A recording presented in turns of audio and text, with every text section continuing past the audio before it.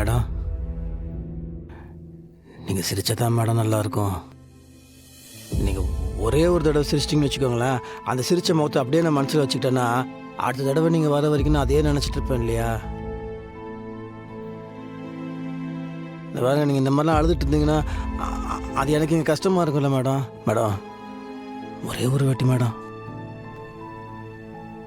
கொஞ்சம் கொஞ்சம் வந்துருச்சு வந்துருச்சு பார்த்தீங்களா?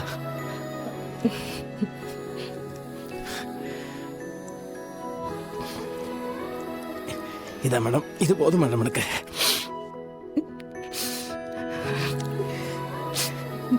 இது போதும்.